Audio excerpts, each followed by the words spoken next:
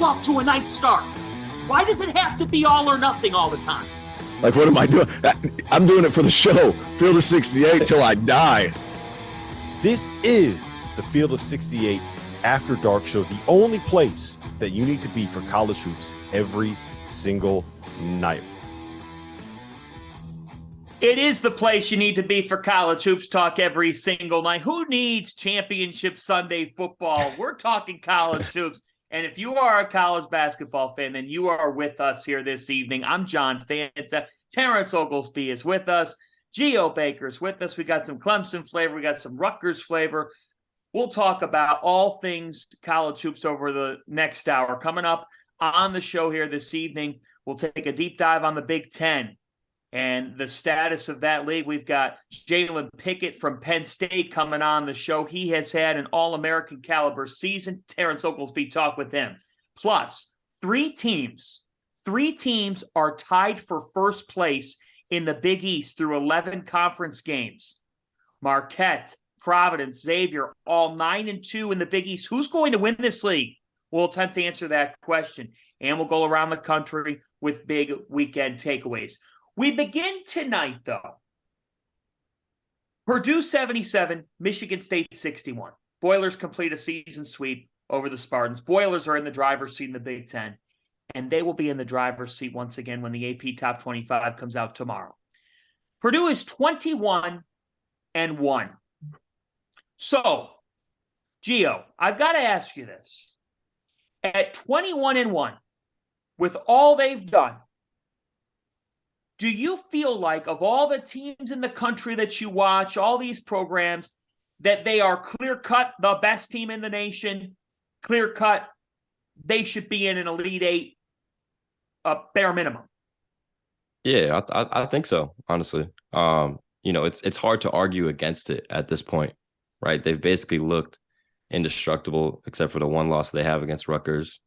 You think about this team, they're smart, they're efficient, they're unselfish. Today, they shot 41% from three. They had 21 assists. It's the way that they're playing. Zach Edey, obviously, is just a beast. I think he had 38 and 13 today. The way that he's playing right now, it's hard to argue against it, especially because it's in the Big Ten, right? They're not just winning at home, they're winning on the road. And the way they're winning, like I said, all those factors going into it, it's really hard to go against that. Here's the thing. I'm like racking my brain watching this team play. I don't know how the heck you guard them. Like I'm sitting here, I'm watching them try to play Zach Edey behind him and push him out and force him out. But that dude has oak trees for thighs and not small oak trees, like 35, 40-foot oak trees. That's how big this dude is. And he's able to hold position. Guys, his improvement from year one to whatever year this is for him has been remarkable. Whenever he first stepped on the floor, like you could see pieces of things coming together. Now, guys, he's so aware of what's going on. And you alluded to the 3-point shooting today, Gio. Like those passes he was making, like they were on the numbers. I think it was us last time. Was it us three? It was just me, Gio, and somebody. Yeah, it was us three. Yeah. And I was like, he fires them all over the place. He doesn't throw them to people in shooting position. Today he did. There was a couple of reads where he fired out to the top, wide open. David Jenkins Jr. knocks it down. And I'm thinking to myself, how do you guard Purdue? Because my first thought is, do you let Edey get 40 and 20 and hope nobody else scores? And then you look at it, that's pretty much what happened today. They had one other guy in double figures, and they still wiped the floor with Michigan State, a team who I like, a team who I still think is an NCAA tournament team. In my mind, this Purdue team is a legitimate threat to win the national championship out of the Big Ten. That is saying something because they guard and they have the immovable object in Zach Edey. He's unbelievable, Fanta. It's time to say it. It's time to say it on Sunday, January 29th, 2023. The 2022-23 Purdue Boilermakers give the Big Ten Conference its best chance, rather, as strong of a chance that the conference has had to win a national title since Michigan State did so in 2000. That's right. That's right. There might have been other teams that you believe could be a candidate to do it. But I can guarantee you this. On this day, at 21-1, ahead of the calendar turning in February, there's no such thing. In no way could 21-1 out of the Big Ten, which could get 9 teams to the NCAA tournament, in no way could that be a fluke. You might out there have some bias and say, well, because Purdue hasn't been able to make that Final Four under Matt Painter, or because the Big Ten hasn't been able to perform in the NCAA tournament, now you've got a problem thinking that it could happen this year. That was then, okay? Throw it away and believe the fact that this Purdue team gives the Big Ten as strong of a shot as any team in this league in the last 2 decades to win a national championship. And the reason for that is this: America, we are watching a generational college basketball player and face of the game. Zach Edey is nothing short of unbelievable. Dominant would be an understatement. You can't take your eyes off of him. Opponents don't know what to do with him. If you ask 10 coaches how to defend him, they give you 10 different answers. Yeah. You know what that means, Geo Baker? Yeah. That means there isn't one. Right. Hey, 100%. real quick. You say the last Big Ten school to win national championship was 2000? Gio, how old were you in 2000? It's 2. There's my point. Fanta, how old were you in 2000? I was 5 watching Blue's Clues. There it is. I mean, and it's a legit thing. And to be honest with you guys, do you believe that, Terrence? Does that take on? Or yeah, no, I 100% believe it. I actually thought a few years ago, I think it was COVID year, where Io DeSumnu and Kofi Coburn, like I thought that team had a legit shot to win a national championship because they had pieces everywhere and they ran some things and they had advantages all over the floor and they just didn't do it. And this Purdue team, it comes down to, can they defend? Like, and the answer is yes, they can. You look at the KenPom numbers on offense and defense, they're the best in the Big Ten. In a league with Rutgers, they have a better defense, according to the efficiency, margins or networks, whatever the heck they do at KenPom. So, like, the fact that they defend at that level, that's what's kind of put me over the edge on Purdue and put me over the edge on a Big Ten team having the chance of winning the national championship. And the other thing is this. I love that you guys bring up the perimeter game, because when Purdue hits a 3, it feels like 5 or 6. Because when you have someone that's that dominant, Edey today, folks, 38-13, it's no surprise. He said in the first meeting against Michigan State and East Lansing, he felt like he could have had 40 in that game. So he dominated the game. But then you add in the 7 threes. And I just cannot get over the collective poise of Braden Smith, of Fletcher Lawyer, the way that they play, the way that they complement each other, the way that they complement Edey. It just feels like every piece. This feels, Geo Baker, like the Matt Painter perfect team. That if he went into a laboratory and put together a concoction of the perfect image of his program, this is what you would get. 100%. And we talked, and I know we talked earlier about how us 3 were together and we were talking about the same thing. These guys have no egos. Like, there is no. Hey, was it Fanta or Greg? Was it Fanta or Greg? I think it was. I think it was Greg. It was Greg, because I felt like I was battling the Big Ten Army.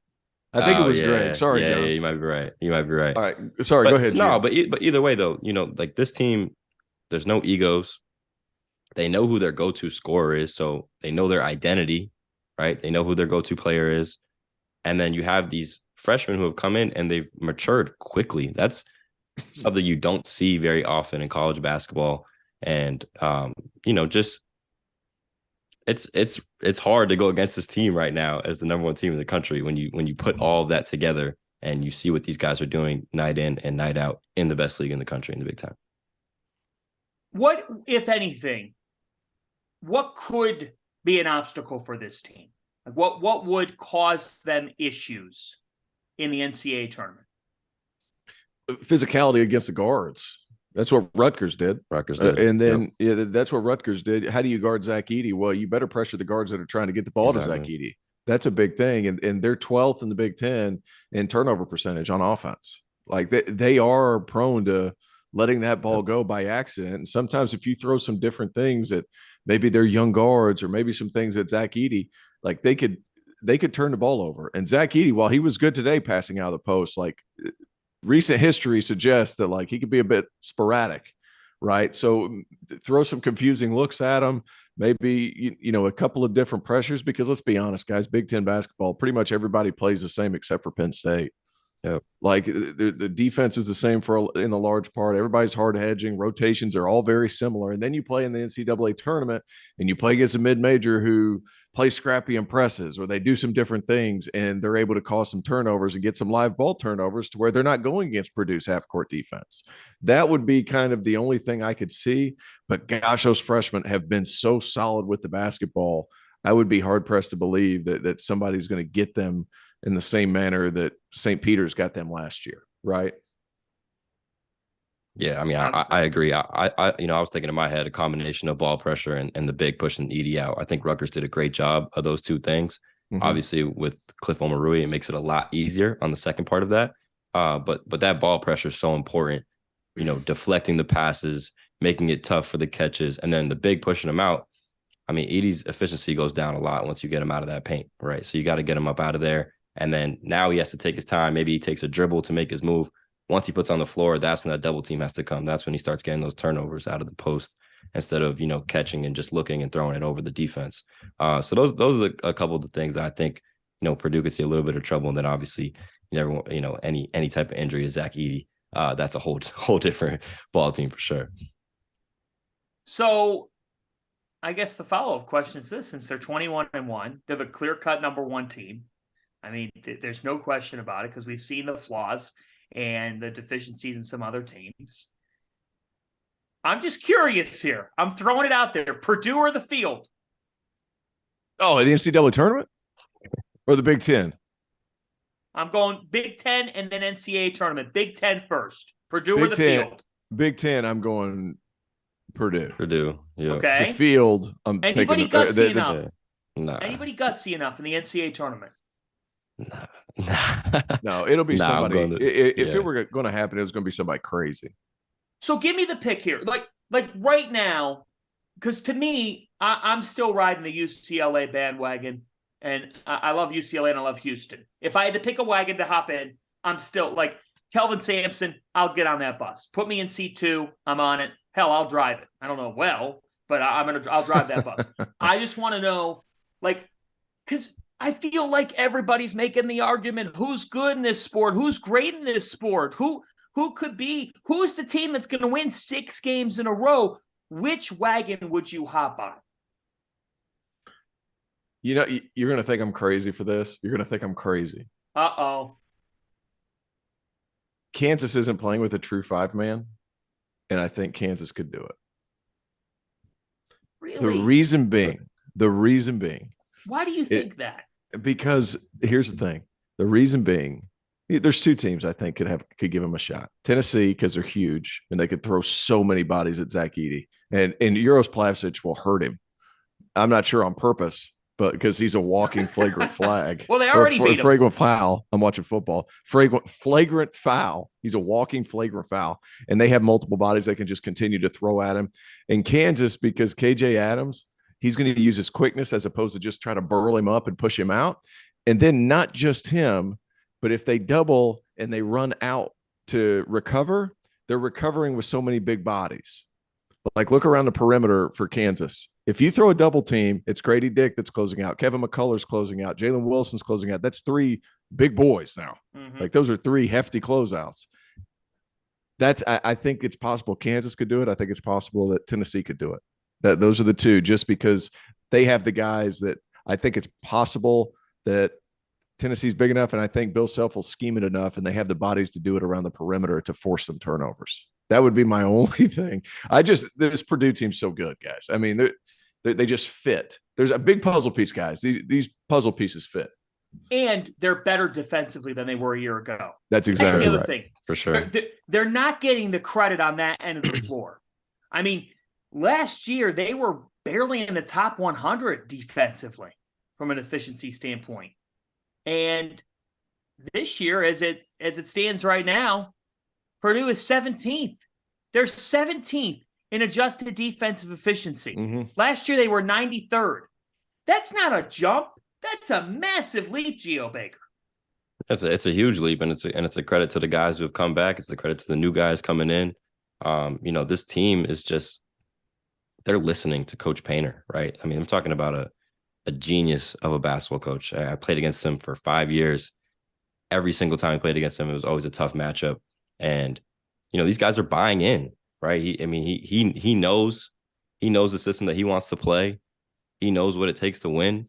And when you have a group of guys who are buying in, you have a player like Zach Edey doing what he's doing, not just on the offensive side of the floor, but on defense as well. I mean, just him in the paint at all is just super tough to get any type of layups up at all.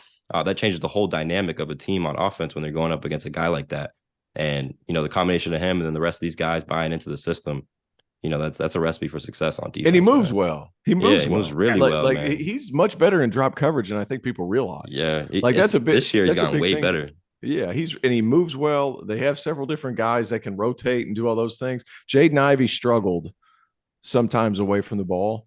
The freshmen this year, they don't want to come off the floor because they feel like, hey, I have to listen to everything Paint says so I don't come out of the floor. They're still locked in away from the ball. Locked in. That's been the biggest difference. I felt like Jaden Ivey drifted in and out of focus on that end of the floor because he felt like he could make up for it on offense. He could. For sure. But this year it's a little different. Yeah. Example of a great individual player on a particular program where the system is what makes it flourish when it's at its best. Just saying. Right.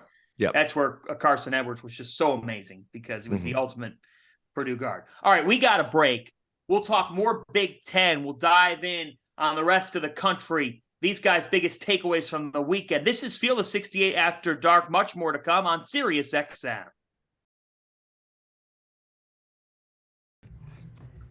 All right, Trevor Valise is with us, our producer. Trevor, I already see questions coming in the chat. Where would you like to go? Lots of Purdue chatter. 2 different people asked if you guys think this Purdue team is already better than last year's team.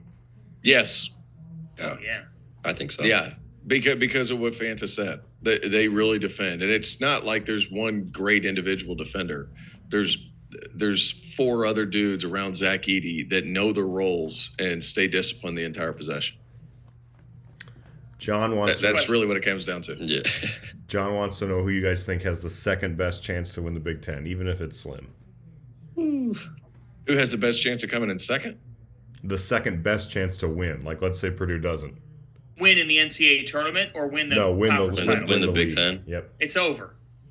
Yeah, I don't. Well, that's not a fun answer. I mean, Purdue's got 10 wins. Nobody else in the league has more than 6. That is true.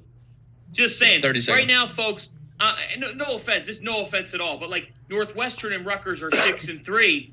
At this point, if you're going to catch Purdue, it means you're probably not going to take any more losses. And I just got to keep it real here. Northwestern's couldn't take a couple more losses. They just Northwestern's 15-5. They're very good. Give Chris Collins a lifetime deal. Okay. 10 seconds. Okay. Oh, whoa, I don't know about that, Tio. He's already been there a lifetime. 5 seconds. He's already been there. There we go. 3, 2.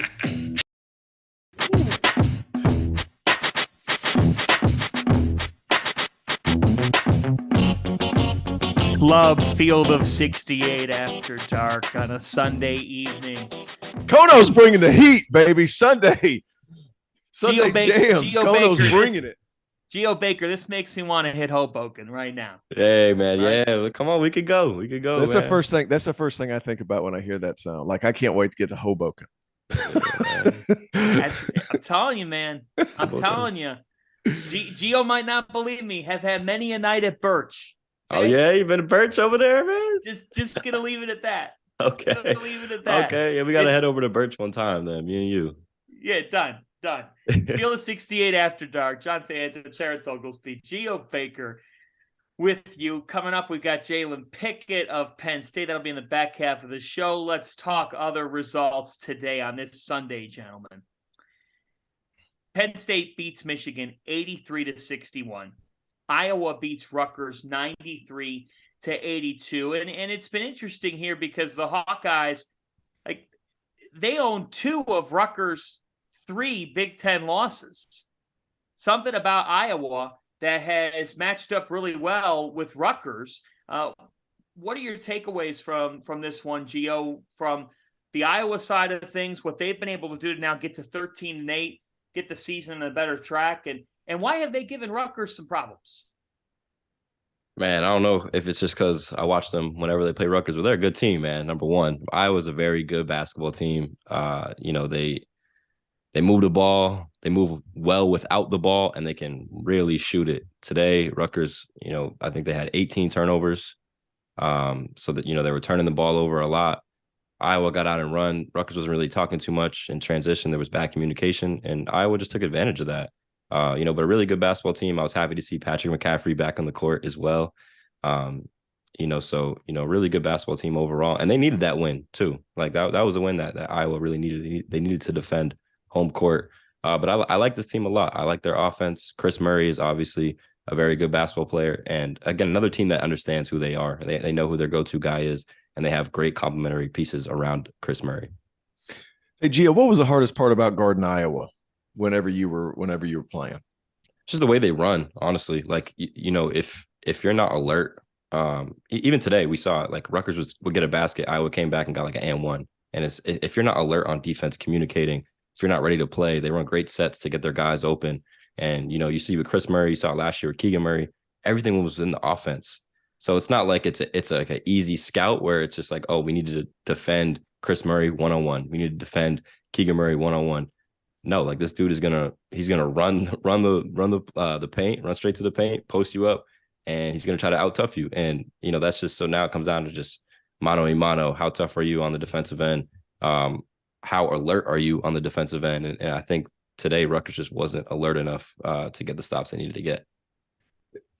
You make a great point. And my point was, not only do they run, but in the half court, they control exactly what they need to control. Like every cut's hard. Yep. They use every screen away from the ball. It's efficient. Like it's efficient. They're spaced out. They don't have, 42 to 45% 3-point shooters, but it's a bunch of guys that get to good spots. It's a bunch of guys that play with pace. Like it's so funny. Like I've talked to numerous coaches around college basketball. They're like, yeah, he's probably not the most talented offensive player on our team, but damn it, he cuts hard. Yeah. And like, I always found that such an intriguing line. Like he cuts hard, and that's a skill. But at the same time, there's part of me that wants to say, well, you better get that other guy that's more talented, get his ass to cut hard. But it's hard to get people to do it every time. Right. Iowa does it every time. They do it every time. They do it every time in a half court. Every time they run an offense, you say they have great sets. Like, here's the thing with offensive sets, and I agree with you. They do run great sets, and they're very creative in how they get open and all that stuff. Like a set is a set. The execution of the set, there's a lot of different things you can run. There's a lot of very simple actions you can run. If they're run correctly, you're going to get an open shot. People like Calipari's still running floppy action. Like, right. But if he has the right guy coming off who knows how to use it, who knows how to change pace, who knows how to come off shoulder to shoulder, read the guy guarding him, it's going to work. Yeah, the floppy action's been flopping quite a bit, to be honest. It has. But Devin Booker's not coming off those screens. Tyler Herro's not coming off those screens. There's a big difference there. But that's what I'm saying. Like everything works if you cut hard. Iowa 100%. Cuts hard. Yep. You know what I mean? Even though they are creative sets, they cut hard. They do the little things. I think that's why they're so hard to guard. Everything's very efficient and deliberate with Iowa. They're Agreed. Constantly moving. I remember having to chase Jordan Bohannon around, and it's just like it felt like there was never a second where I got a chance to rest on defense. And and you think about Rutgers, the way they play is you have your hands in your gap, your foot over from your man, and you're kind of packing it in, make sure there's no driving lanes. With Iowa's, for a second, if you look at the ball for a second, someone's backdooring, they're cutting, they're moving, and it's just constant motion, which I think is again, it's a really tough matchup for Rutgers overall, which it's been like that for the past couple of years. I always match up really bad with them too. In Rutgers, you guys are really good at getting in front of cutters and being physical on the cutters. For Iowa, because they're moving so quickly and they flow straight into stuff, it's hard to really lock onto a guy. Yeah, like it makes it really hard to do that. Like I think that could be the reason why Rutgers struggles with them, because that constant moving, like it's hard. It's hard to guard, and you can't lock onto it. So here's the question: we're asking the YouTube chat now. We're asking all of you. If Purdue's the clear-cut number one in the Big Ten, you get to pick one team in this league beyond them that you trust to do something in March. I'm gonna give you my team that I'm still riding with. I'm riding with Illinois because very quietly they've won 6 of their last 7 games. That team has some quality non-conference wins that would suggest that yeah, they could beat the heavyweight. When they beat Texas at Madison Square Garden, that was a big-time win for them. In conference play here now, they're 6-1 in their last 7. Terrence Shannon, we know what he could do as a lead guard. You've got the epitome of a winner in Matthew Meyer, who had a big game this past weekend in their win over Wisconsin. To me, I like the way that these pieces have come together. Coleman Hawkins, I think, has gotten better. Yep. And they do have athleticism. They've got athletes, guys. Brett Underwood, there's no denying they've got athletes. They're my pick. T, I'll start with you. Who's the other team in the Big Ten that you like, that you think has a second best chance to make that deep run? All right, so you're going to think I'm crazy, but I think the 2 guards at Northwestern are really good. Wow. I really do think, for the same reason we've talked about Miami with guards that can really make plays. We've talked about NC State, guys that can really make plays. Northwestern has those guys too. What is it? Boo Booey and Chase. What was it? Audige, right? Audige. Yes, Audige. Yeah, Chase. Like those are 2 of the best guards in the Big Ten. It might be the best guard tandem in the Big Ten. Now think about that for a second. Like, are their games all that aesthetically pleasing compared to some of the other guards in the conference? Probably not. But by God, if it isn't efficient, or not efficient, but if it isn't good. Like those are 2 guys that can carry you through 2 games. Those are guys that can carry you through a game in the tournament. So Chris Collins, man, once every fortnight or 4th year, like he can find a way to put a nice squad together, and he's done so this year. I like Iowa. I know they're coming off a 2-game streak, little skid right now. Did Goodman pay you to say that? No, I like Iowa. I was high on Iowa preseason too, and if you think back to last year too, this is kind of around the time where they started to pick it up a little bit. Patrick McCaffrey just came back. The way their offense is, they're always going to be in games, right? They're going to find ways to score. So I really like this Iowa team a lot, and in terms of March too, like you have to think about it in terms of March Madness. There's not like a real scout, right? You get like 1 day to prepare for the team you're going up against. In terms of making a run in the tournament, I could see Iowa making that run. As the other team other than Purdue. Indiana's won 5 straight too, guys. They have won 5 in a row. I like the way Indiana's playing right now. I just couldn't pick them because me and Indiana fans got too much beef right now. I couldn't. So I'm trying to figure out what the best rivalry is on the field of 68. Is it Jeff Goodman in Providence? Is it Geo in Indiana, or is it Tyler Hansbrough in Kentucky? Like we have legitimate beef. Those are real beefs right there. You and Iowa don't exactly. You and Iowa don't exactly get along great. Well, it's not. They don't have very flexible mindsets. Let's put it that way. Okay, they're stuck in their ways. Right. Here's the other thing about Indiana. Let's give a thought on Indiana here. Sure. Okay. You're right. They've won 5 in a row. During this winning streak, Trace Jackson-Davis has been ridiculous. Absolutely ridiculous. He's got multiple 30-plus point games. He's averaging about 25 and 15 on the winning streak. Jalen Hood-Schifino last night was fantastic with 6 made threes in the first half. He's a star. They've been able to adjust, losing Xavier Johnson, adapt. They've got a younger core of players.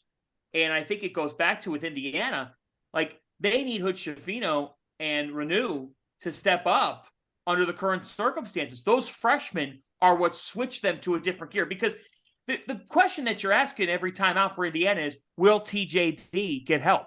Will Trace Jackson-Davis get help? And when it's Tamar Bates or Trey Galloway for a game, like when he just gets somebody being a Robin that's supplying backcourt scoring, it feels like it switches things to another level. And there's no mistaking. Mike Woodson's team is defending better here over the last 3 weeks.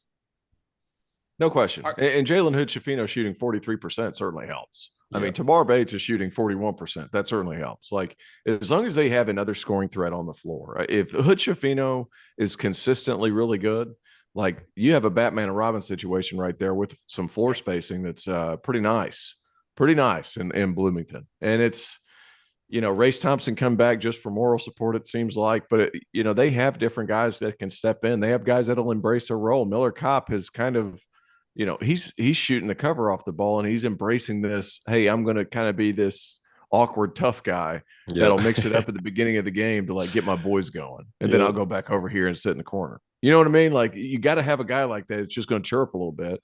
They have some nasty to him. Indiana has some nasty to him. I think that's a big portion of it as well. And Trace Jackson-Davis, it's him and Zach Edey. Both of them could very well be first-team All-Americans. I agree.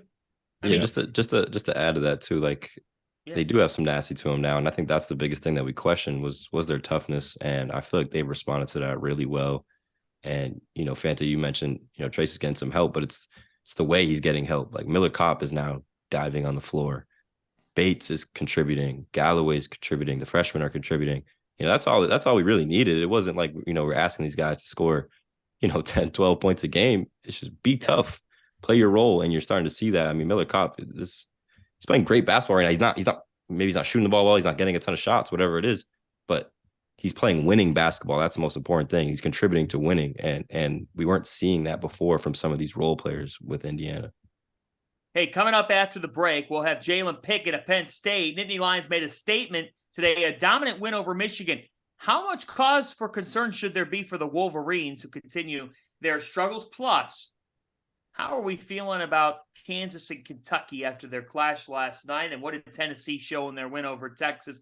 And a look around the Big East, which has 3 teams tied up for first after an interesting day in that conference. It's all coming up and more on Field of 68 After Dark, Sirius XM.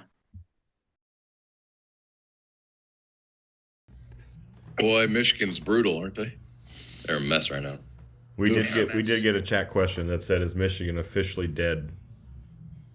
Rest in peace For the tournament, that is. They're Not done. a tournament team.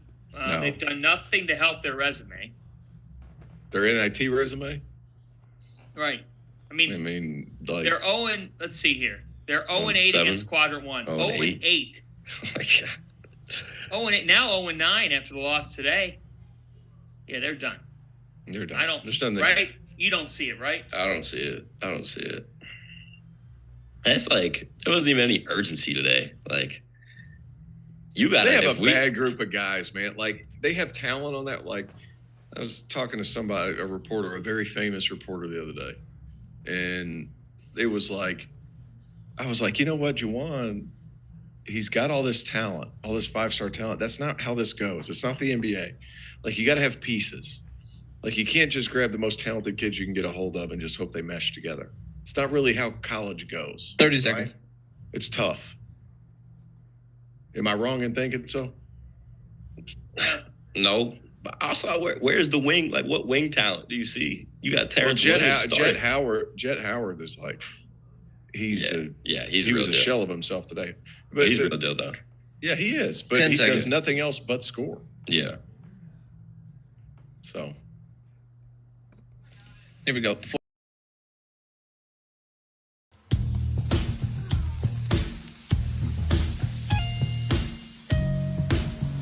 It's the Field of 68 After Dark on a Sunday night. Hey, the Andy Reid Bowl is official.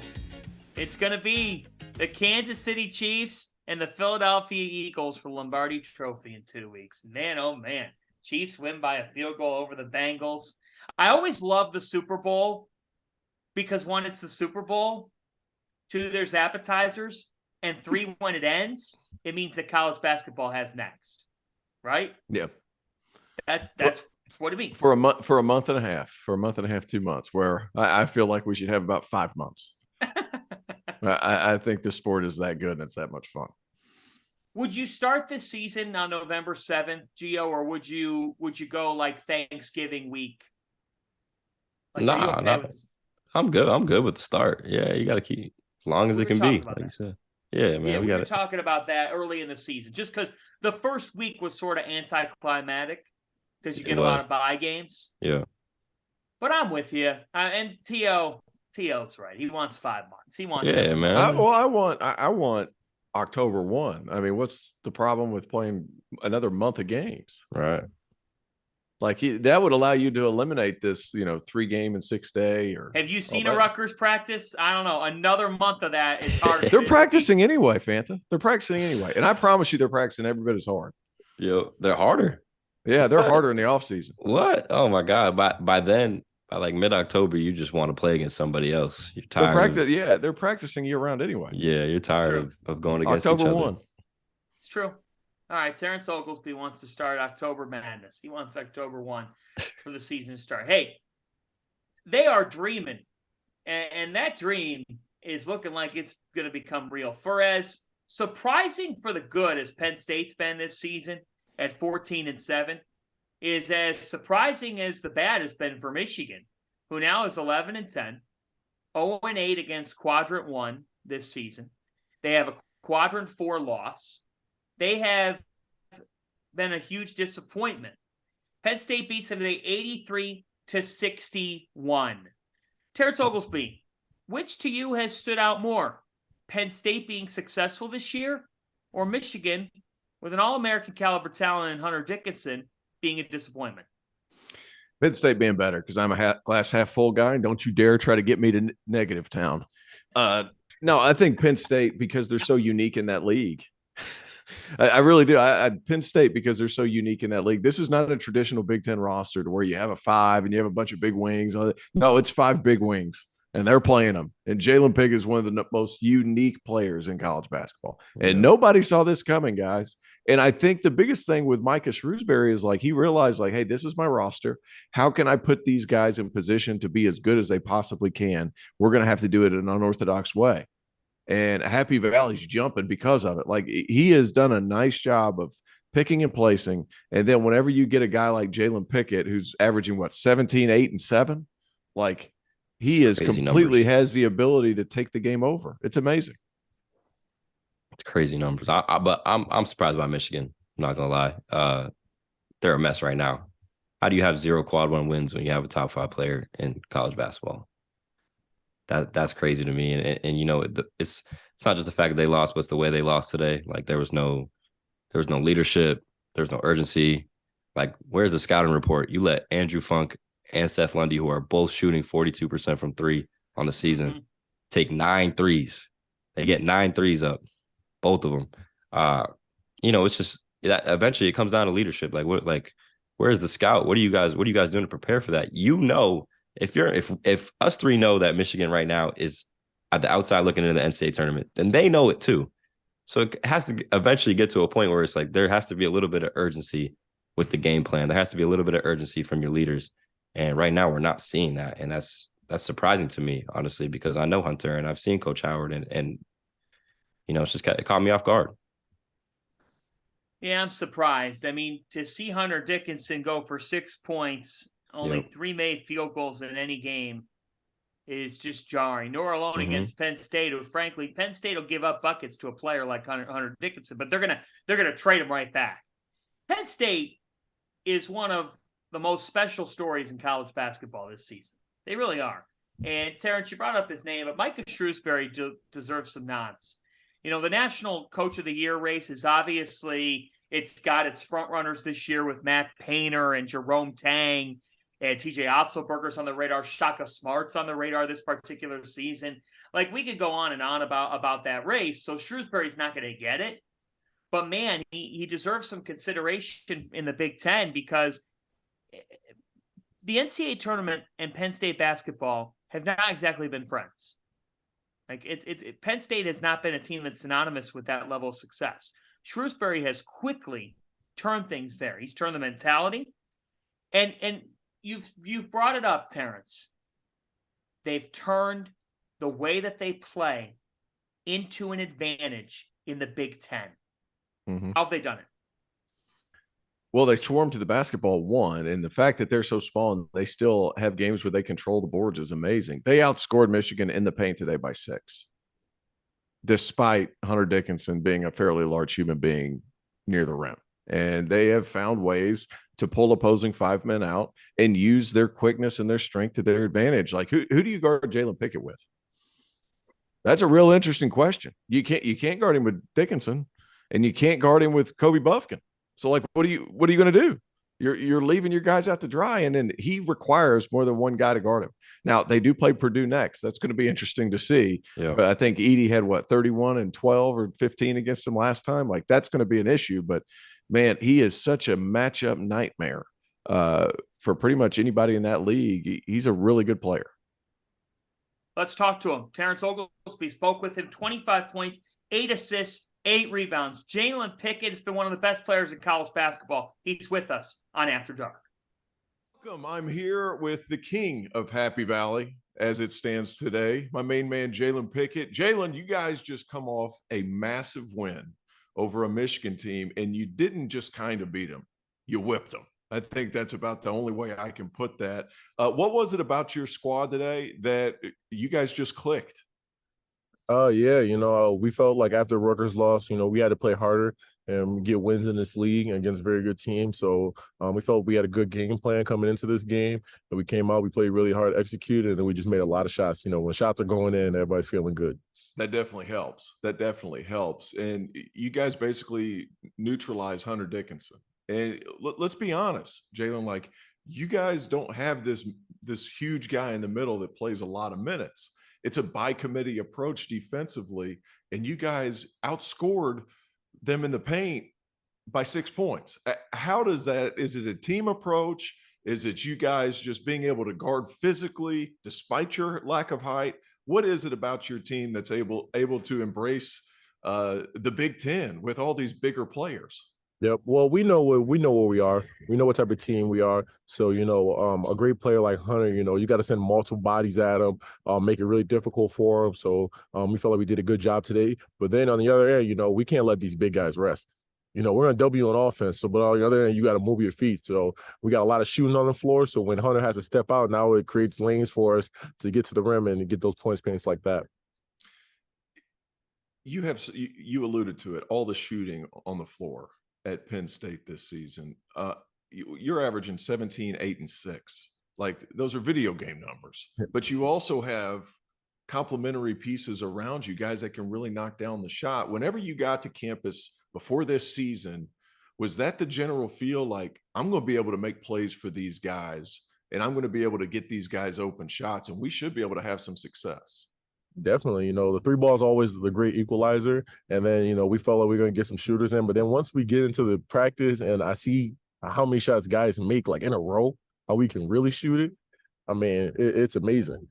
Funk really knocks shots down. Seth, you got Miles Dredd. I mean, we have 3 or 4 40% 3-point shooters. And then, we space it with Caleb and Mikey, who are 4s and 5s who also shoot it. So we're talented.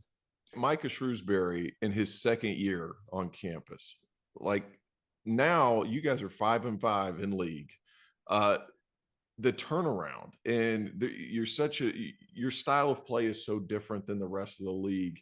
Is that an advantage to you, the way Coach Shrewsbury brings you guys in and your offense?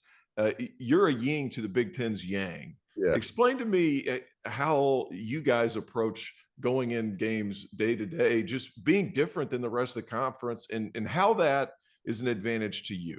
Definitely. We're just out here embracing it. We know what we can do and we love it when we're making shots. We know that we're going to be a hard matchup for everybody else to guard. So we have to make shots in order to compete in this league. And we're just really enjoying it. You guys are off a win. Now you go to Purdue. Small ball is going to have to be in full effect. How do you prepare for the Boilermakers? What is the key to your success at their place? I've never played at Mackey. Heard stories about it, but we felt like we played a good half of basketball against them last time. Played a good first half. They came out second half with some adjustments, and we struggled coming out, but going in there, we just gotta be connected. We're gonna have to be connected. We have to play well on the road. So we're going to do some different things, try and throw Zach off a little bit. Can't let him get 30 and 13 or whatever it was the first time. So we're going to try and make it tough on him and, hopefully go in there and get a win. And that's the man, Jalen Pickett. If the season ended today, he's a first-team All-American. Jalen, thank you so much for joining us. And I'm going to throw it back now to me and the rest of the guys, John Fanta and Great conversation, Terrence Oglesby, and what a not just a player, but what a kid Jalen Pickett is. He's been a grown man this season. Penn State is at Purdue Wednesday, 6:30 Eastern Time in West Lafayette. Hey, we got much more to come on Field of 68 After Dark. We'll take a quick timeout on Sirius XM. How about T.O. Questions, throwing it to Trevor. himself there? You like that? that was good. That was real good. You got to throw it back to yourself. I like that. That was good. Somebody asked what Geo's take on Ohio State is. Man, they're struggling right now. I mean, number one, you got young guys, right? You got guys like Sensabaugh who are supposed to be the leaders. So you need to make sure that he's reacting the right way to these losses that's going on right now.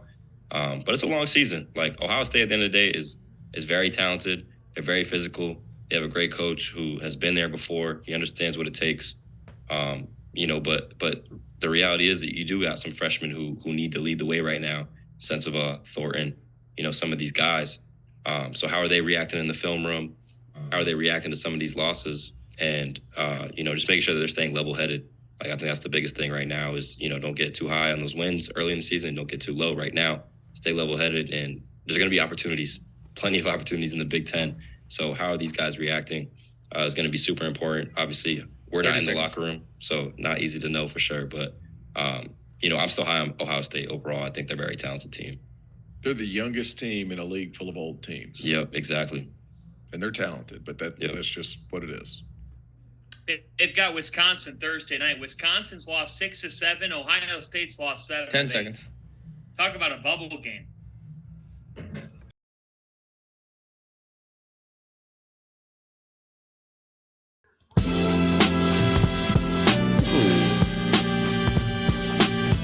It is the Field of 68 After Dark, Sirius XM. We're on YouTube. We're on Twitter. John Fanta, Terrence Oglesby, Geo Baker with you. We keep it active in the YouTube chat. We talk about what you want to talk about.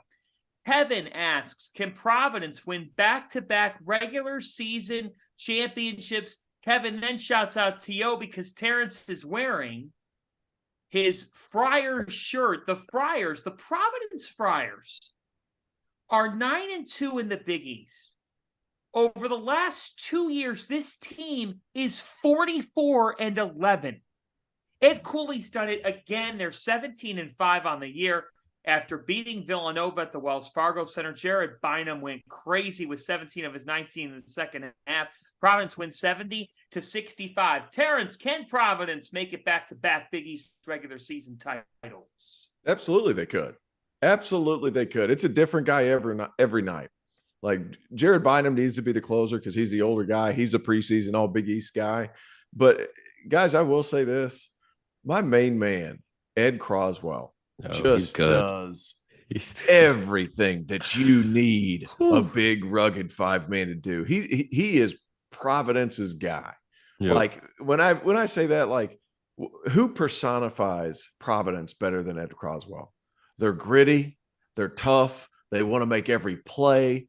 They put an elbow in your neck, boxing out. Like that's a tough bunch. And they guard pretty well. There's analytics don't suggest they guard that much. But I think, to be honest with you guys, what Cooley was doing at the beginning of the year, he was trying to fit these pieces together and see which guy fits with this guy and because I had him at the beginning of the year on Fox with when they played Stonehill, and it was like, man, the lineups he's playing don't necessarily fit, but I see what he's doing because he's letting certain guys rock out that he's not going to let rock out in the Big East. So their analytics are going to be a little screwy. But that being said, these dudes compete, and they have several different weapons on a given night. The consistent, though, is the fact that they play hard. And the consistent is, Ed Croswell is going to bring it every single night. I love watching that dude play. I love watching him play. I love their team. They definitely have a chance to run it back again in the Big East, 100%. Croswell today did a great job of just getting great post position. Everyone was finding him, burying his dude in, and just getting an easy layup. I love Devin Carter today. You know, it was the little things that him and all the guys were doing, Bynum as well, loose balls, rebounds, like, again, just being gritty, being tough. And to T.O.'s point, I think they were, you know, experimenting a little bit with lineups and different things. I mean, this is a deep team too. Like, they can go 9-10 deep. Like, this is a deep, talented team. I'm very high on Providence right now. I could see them winning the Big East 100%. And now Corey Floyd stepped up. Yep. Like, and he was a guy at the beginning of the year. They were thinking it was going to be Jaden Pierre playing a lot of these minutes towards the end of the game. Now Corey Floyd, and it's from night to night. Like, Cooley has an unbelievable feel and an unbelievable ability to understand where his players are mentally. That's a special trait to be able to do that. And he does it consistently. And like at the beginning of the year, on paper, like man for man, you look at that roster, you're like, well, he's a pretty good player. And then Devin Carter, yeah, he's a pretty good player. Noah Luck, he's a pretty good player. Bryce Hopkins, dude. But you look at some at Clifton Moore, he's a pretty good player. And then they just put them together. The whole is greater than the sum of its parts. Yeah. That's why Providence is so good, and that's why they can continue to win. Ed Cooley is as good as any coach in college basketball in the transfer portal. And that's because he has a nurturing nature about him. He can say to that kid that's looking for a second stop, a second chance, a second destination, come to Friartown. You come play for us. We'll welcome you with open arms. Your strengths will make them even stronger. Your weaknesses will either turn them into strengths or we won't use those against you. We're going to make you the best version of yourself in Providence. All that talk, all the culture, it's real. Kids can see right through it nowadays. Geo, you know this. They can see right through the BS. Cooley paints the picture for what it is. He's not glamorous. He's not sexy. And he'll be the first one to tell you that. He is himself. And in 2023 college basketball, there's not enough guys like that. He is, and it's why Providence is the perfect fit for him and a program that has the dream situation in their head coach. 100%. I mean, you just hit the nail on the head. There's not enough guys like him right now in college basketball. You know, real is rare right now in college basketball. T-shirt. T-shirt. T.O., I'm not real gonna lie. is rare. I'm not gonna lie, T.O. That's already a clothing brand. I'm not gonna lie to you, but damn it! I saw dollar and you know what's crazy. You know whose clothing brand it is. That's Al Durham's clothing line. Al Durham, yeah, Al Durham's clothing brand. There you go. That's crazy. That's all the way these connections come through. He played at Providence, man. So, but real is rare, and Ed Cooley does a great job of keeping it real and trusting his guys, and that comes back right now. They trust him to put them in the position to succeed. And that's what we're seeing right now with Providence. You mentioned Corey Floyd wasn't playing a lot early in the season. It's tough for a guy who didn't play at UConn as well, right? So it's very easy to if you're in Corey Floyd's shoes to fold in that position. It's very easy to be like, oh, it's happening again. I need to go somewhere again, right? But because it's Ed Cooley and because he is who he is, we're seeing Corey Floyd now flourish a little bit, and he's starting to come into his own. And that just shows the type of culture that they have at Providence. They're 9-2. By the way, fieldofsixty8.shop. Fieldofsixty8.shop. You can match Terrence with a Friar shirt. And who doesn't want to match Terrence? You could get all kinds of great shirts. Fieldofsixty8.shop. Hey, check out the Field of 68 daily tomorrow in your inbox. The newsletters in your inbox at 8 a.m. Mike Miller's always burned the midnight oil with that. So the Big East regular season title race. Go ahead. Can I grab something real quick? Because I wanted to get Geo's take on this. I read an article, Will Wade, who does a podcast, a Will Wade show now. He said culture's overrated. He goes, you better win. He goes, winning right now, the way basketball is with the transfer portal, he said culture is overrated. What are your thoughts on that, sir? I mean, listen, winning is a culture, in my opinion. That is culture. And I'll use my own experiences from Rutgers. It started with defense, and defense translated to winning, and that was our culture. And that's because we built up the culture of being tough, being defenders, being gritty, that Rutgers grit. That was our culture, and that translated to winning. So I don't really agree with what he's saying. I think I don't think you win without culture. I don't think they're separate things. I think they're the same thing. I like that answer. I think it was more along the lines of like, hey, you're not going to keep kids for 3 and 4 years to where you can be cyclical with your approach. But I'm with you. I still don't agree. I still don't agree. Look, Will's my guy. Yeah, Will Wade's my guy. Like he was at Clemson as a Dobo, but when I was being recruited up, like I love Will Wade. But he has his faults, sure. But he's been good to me my entire life. I like Will, but I'm not sure I love that because the manner in which you go about your business is your culture. How you play is your culture. Like, is there a 4-year plan now? I would say not necessarily, but still. What's up, John? I'm biting my tongue, Terrence. I'm biting my tongue. Go ahead. Go ahead. Well, if culture's overrated, is paying players underrated? I mean, to me, and here's the thing. Like, the fact of the matter is this. What happened. And I know that Will's your guy. And frankly, Will's going to get back into college basketball. Like, let's make some, because here's the thing. What all the allegations and all that stuff. We're in a different world now. Right. We're in a different world. Guys want their money.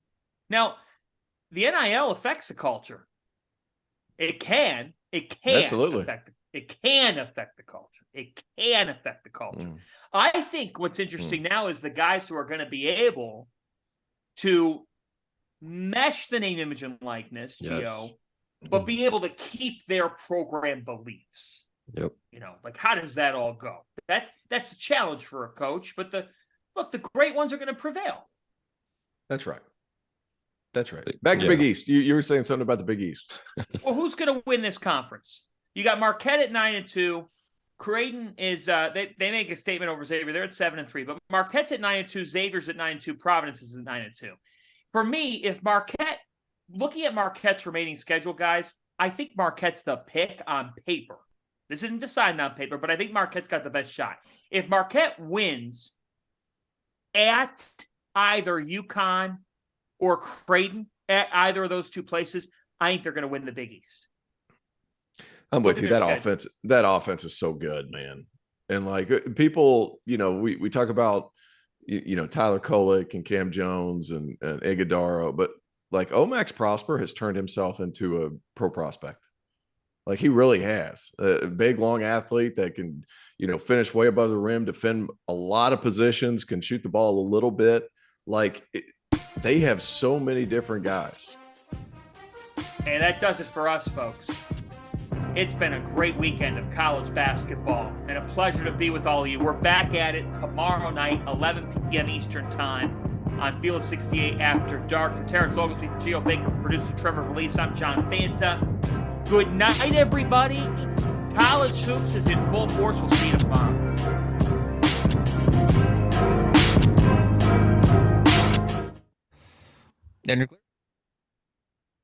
All right, After Dark, after. So here's the thing. I do want to go through this for a moment on Marquette. I'll indulge you guys for a second, okay? Yeah. Remaining schedule, all right? Home to Villanova, okay? Mm-hmm. Home to Butler, now losing that game. At UConn, question mark. Right. At Georgetown, you're not losing that game. No. Home to Xavier, I like your chances on your home court. At Creighton, toss-up. So I got 2 toss-ups, okay? UConn and Creighton. Home to Paul. Listen to how they finish. If they're even in if they're in a tie race. Here's how Marquette finishes their regular season. Home to Paul. At Butler. Home St. John's. Yeah. They're not losing any of those teams. Right. I think Marquette wins this league. Yeah, I think it's there. I think Providence could do it. Have you fallen off the Xavier bandwagon, Fanta? No, I haven't fallen off the Xavier bandwagon. But to me, I'm concerned about them on the road. I'm still concerned, even though they won at UConn. UConn's got their own problems. I mean, they got beat bad by Creighton in Omaha. Now, Creighton's playing a lot better. I still think, I'll tell you right now, on January 29th, I think Creighton's going to win the Big East tournament. Greg McDermott's finally going to get his first Big East tournament crown. I just like that team on a tournament stage. They've been there so many times. Creighton's been in the Big East tournament championship game, guys. Get this. They've been in the Big East tournament final 4 out of 9 years. They've never won it. Jeez. I think the 5th out of 10, they win it. But I like Marquette. I'm not off the Xavier wagon. I just get concerned with them defensively. They're just not great on that end of the floor. So then if Sule Boom gets shut down, Terrence, it's an issue. Creighton shut Sule Boom down, and look what happened. That's an issue. That's where I am. We did Geo, have we did have a chat question just while we're talking Creighton. On Marquette, Xavier, Creighton, Providence, any of these teams of any that you'd buy some stock in? I really like Providence, man. I love the way they handled themselves against Villanova today. But I think I'm still on the Marquette bandwagon, honestly. They're the safe pick out of the group, in my opinion. When you account the schedule that you just kind of threw out there, they're super balanced.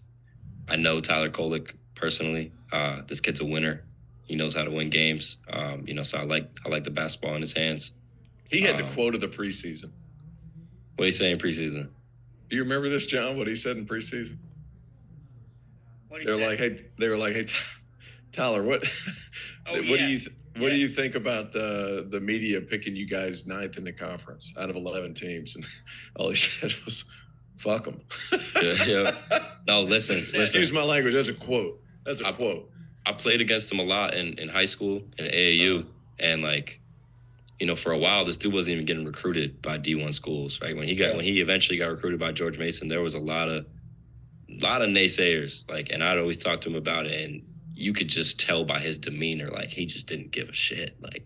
This is just that's just care. Yeah, that's just who he is as a player. So knowing as much as I know about him and seeing the way Marquette's been playing, how balanced they are, and then again, accounting that schedule, they're the safe pick right now. We did have a chat question asking, is Creighton this year's North Carolina? Oh, they might be. You know what? I'm not mad at that. I'm not. They have the talent to do. They have the talent to do so. And here's the thing, guys. It's not like they've just floundered in conference play. They're 7-3. Yeah, they're good. They're a game behind. Yeah. It's that they started slow in conference. Yeah, that's right. They ended up taking a couple of early conference losses. They went to Marquette. They lost. That was all the way back when we were down in Greenville, T.O. That's when that game was going on. A lot has changed since then, and they've played well. I mean, at 13-8, they're 12-6 with Kalkbrenner in.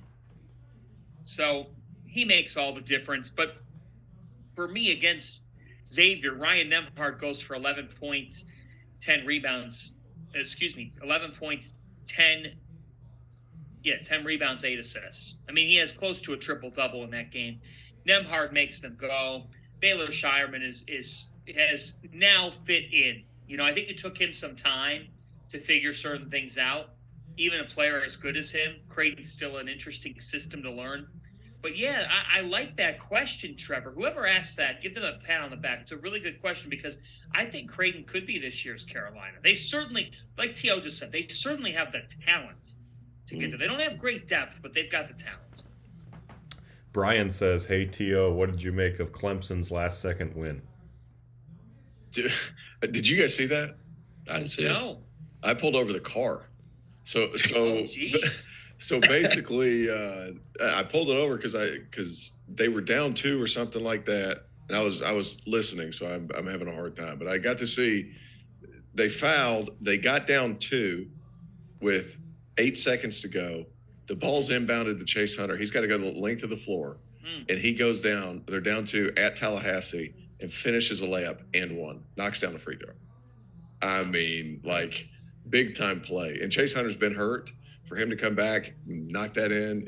And guys, I said this when all this stuff was happening in the preseason of Florida State, like, that's a good team if they're healthy, and it's not an easy out. It's not an easy. They're not great, but they're fine. They're a good team. They still do Florida State stuff. They're still long. They're still athletic. It's still hard to go down to Tallahassee and win. And to do that, for it to only be a quad 3 win is hilarious to me. Like, the net is broken. The net is broken. Yeah, it is. David Bentley says Leonard Hamilton's one of the worst in-game coaches I've ever seen. Hey, David, my fly's not down tonight. He knows what I'm referring to. Although that you might want to make sure you explain that one. Actually, yeah, now that I thought about it again, I was going to say probably need to explain that one because it just got weird. It got weird. I don't know what you're talking about right now. I'm not sure what you and Bentley did, but you might want to explain that one. You know, Terrence, you're sick. It wasn't just me.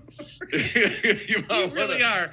You really might are. want to elaborate. You need to elaborate, sir. We had a great time in Greenville. That wasn't part of it. All right. Should I tell the story? I should probably tell this story. You should probably tell. All right. I'm going to tell the story. The Greenville Winter Invitational, okay? I walk in. You know, Geo, I got my fresh suit on. I think I've got myself. It takes a lot to put all this subject matter together for a day. It takes a lot. So I walk into the arena and I'm like, you know, I've got everything together. I got my notes ready for the Greenville Invitational, calling the game with T.O. and Douster. And David is at the game because David's T.O.'s boy, and he's got his. David Bentley has every connection you could ever imagine. He's the most connected dude in high school / college hoops. I hope David's okay with me saying this, but David is in a wheelchair. So I had never met David. So David comes up to me and he shakes my hand and he looks at me and he goes, "Barn doors open, wheelchair views, man."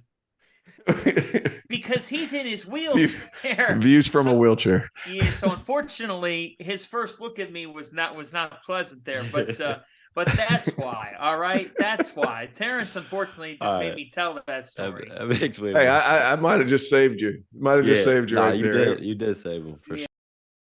You might have just saved me. Story's a lot better than all the everything going on in the head, man. So people could have run with that one. People could have run with that one. John Fanta, in the chat. John Fanta, in the chat. Go ahead. Go ahead. Get John Fanta doesn't have to explain anything.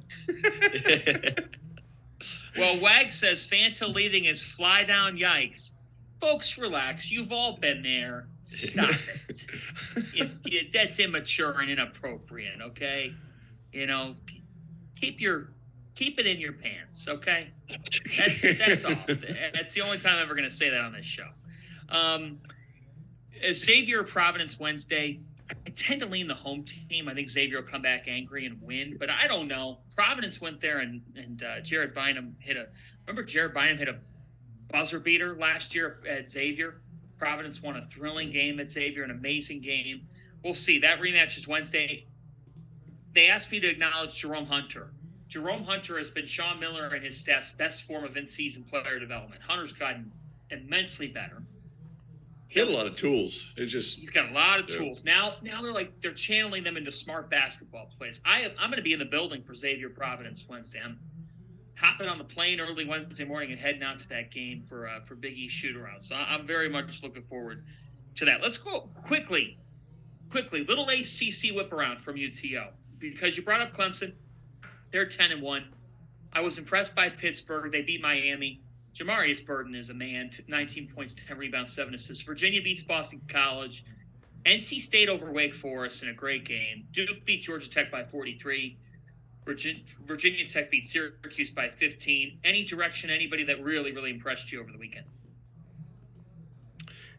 Clemson's win's big. It's just such a hodgepodge of teams this year. And the bottom of that league, just whenever they have a tough night, the middle of that league is going to be it's going to screw that middle of that league. That's the biggest thing that hurts more than anything. But Pittsburgh, Capel, along with Brownell, they should both be up there for ACC Coach of the Year. They've both done a terrific job with guys, quite frankly, rosters at the beginning of the year that didn't jump off the page. I was apprehensive on Clemson because PJ Hall was hurt. I didn't know Hunter Tyson would do this much. I was apprehensive on Clemson because their point guard play was they left. They had 2 big-time transfers leave.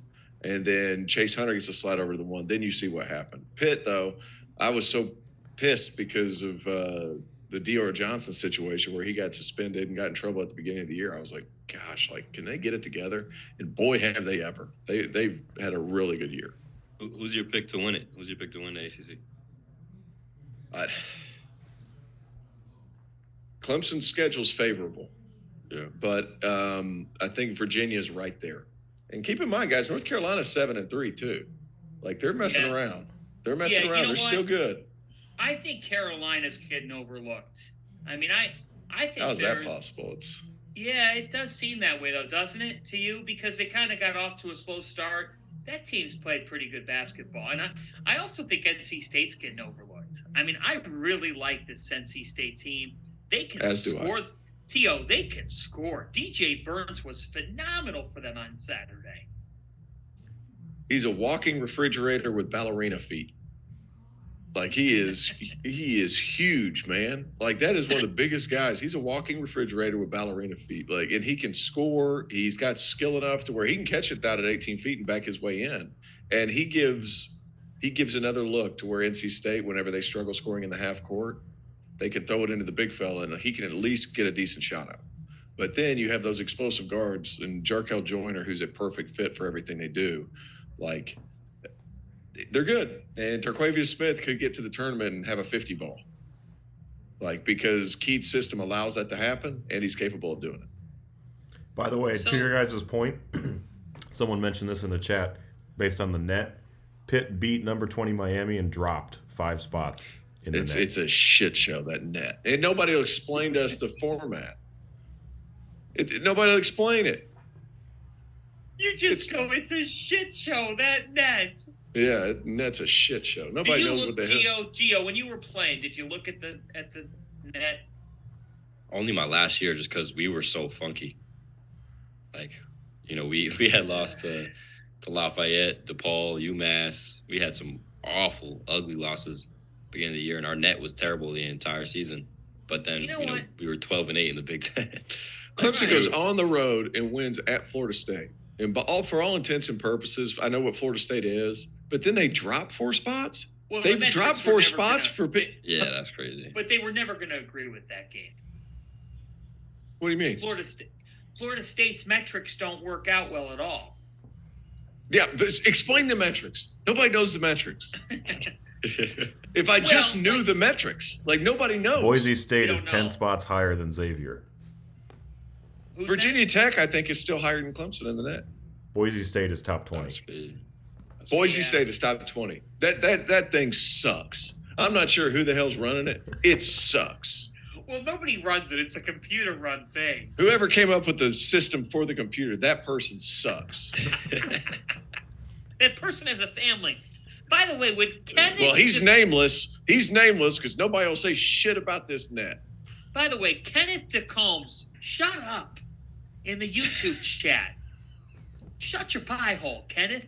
Go to bed. Go grab yourself a warm glass of milk, and you head on to sleep, okay? He's been ripping Purdue for the past half hour. Kenneth, I got no time for you, okay? Go to your wife or if you don't have a wife, go on your laptop. Come on, get off of our chat and stop ripping Purdue, okay? I don't have any time for this BS. All right, he's been ripping Purdue for a half hour. They're 21-1. What more do you want from them? What do you want from them, Kenneth? Child, please. Shut your mouth, Kenneth. Yeah, get out of the YouTube chat. It's not happening. Anybody want to YouTube chat just exploded. Yeah, I want to tell you good night right now, Kenneth. Not up in here. Not up in here. Not up in here. You put the net to bed. You're That really sucks. mad at the net. No, the net That does sucks. suck. It does Net suck. sucks. Nobody understands that you win a game and drop spots. What are we doing? So, all right, who do you want to toast? Go ahead. I didn't get a chance. I didn't get a chance to toast this young man yet, but I did Sienna and Iona on Friday. And Michael Bear has been through a lot. Recently lost his father. I don't know if they toasted this the other day, but man, it was a pretty special performance by that young man who came into the game averaging 3.9 points per game. And I think he ended up with like 18 and 12. Yeah. I mean, what a quality performance by him. And I've lost my dad, and it's not easy. And for him to still go out and play and have that kind of an impact, and on top of that, he lost his dad to cancer. It was Coaches versus Cancer Day, so they're out there in regular shoes and all that stuff. I mean, it was really a special night. My toast goes to Michael Bear from Siena. Toast to that. I wanted to Great toast. Yeah. I wanted to toast to Patrick McCaffrey on Iowa. I know I mentioned it Yes. earlier. That's a good one. You know, he was obviously out a couple of games due to some anxiety, and I think a lot of people Yes. overlook that from athletes, and you know, especially when you're in the spotlight, it's very easy to kind of hide whatever, you know, problems off the court you got going on. But you know, the fact that he was able to do that shows how strong he is, and you know, obviously he has a great support system around him. But was happy just to see him back on the court today. Knocked down a couple of threes. I didn't love that it was against my Scarlet Knights, but you know, happy to see him back on the court and looking very confident too. So you know, big toast to him for just being strong in that fact. Yeah. To Patrick and to Michael, as you brought up. I mean, that sums it up. You know, these are kids. People seem to forget that, and it really is. It's both different journeys, different reasons, and you know, I give Patrick a lot of credit for talking about being a coach's son too. Yeah. And being able to be uncomfortable because it's hard. You know, you gotta give him a lot of credit, and it's good to see that he's all right. And I know his brother's been supportive of him throughout that journey. So, oh guys, I mean, those are two really fitting toasts to kind of cap things off here and look ahead to the upcoming week. I would toast AJ Storr, just a freshman for St. John's today, came up with a game winner inside Madison Square Garden. I think that's pretty cool. You know, you're just a freshman. Let's face it, it's been a tough go, and you guys know it when you're a freshman on a team that's not playing well, the season could easily go all the way down the drain. And instead, he made the most of an opportunity today. He hits a game winner at the world's most famous arena, cold-blooded shot, and sometimes two teams that are, frankly, at this point, not playing well. They've been poor. That's but right. That doesn't mean this is the beauty of college basketball. Sometimes two poor teams can still play a good game. And St. John's and Georgetown actually put together a pretty dramatic game, and Storr came up clutch in the Garden. Fanta, just another play-by-play guy recently passed, Billy Packer. Yes. Do you have anything to say about him being the play-by-play guy that you are? Well, Billy was an analyst, but the point stands. Yeah, excuse me. The point stands. We should. You know what? Thank you, Terrence. Well, Billy Packer was the standard of college basketball commentary for decades, not just years, decades. He was a torchbearer, a standard setter, a visionary, and a guy who wasn't afraid to speak his mind. And I know he's revered by the Wake Forest community, by the ACC community, and by everybody in college basketball. So to Billy's family, Mark is such a great guy, as nice of a guy as you'll come across, and the Packer family. We at the Field of 68 send our thoughts, our prayers, our condolences, because Billy Packer, you will not be forgotten in college basketball. Your legacy lives on. And in the broadcast industry, you are one of the greatest of all time in telling the story and being a narrator of our great sport that we love. So to Billy Packer and his family, we do send our thoughts and prayers. That's a great way, Terrence, for us to go out tonight and cap off the weekend. For Geo Baker, for Terrence Oglesby, I'm John Fanta. We're back tomorrow, 11 Eastern time. Tomorrow's slate, Virginia is at Syracuse from the Carrier Dome. Something tells me that's going to be an interesting ball game up at the Dome. Just could see Syracuse hanging in, having a chance. Baylor's at Texas. Whoa. Talk about a high-level game tomorrow night. Baylor has caught fire, gents. They've won 5 in a row. You got a pick for that briefly? Baylor or Texas? At Texas. Texas. You like Texas. Iowa State at Texas Tech. We'll see if Iowa State can bounce back. Those are really your 3 games tomorrow of substance. That does it for all of us. We'll talk to you tomorrow night. Thanks for tuning in.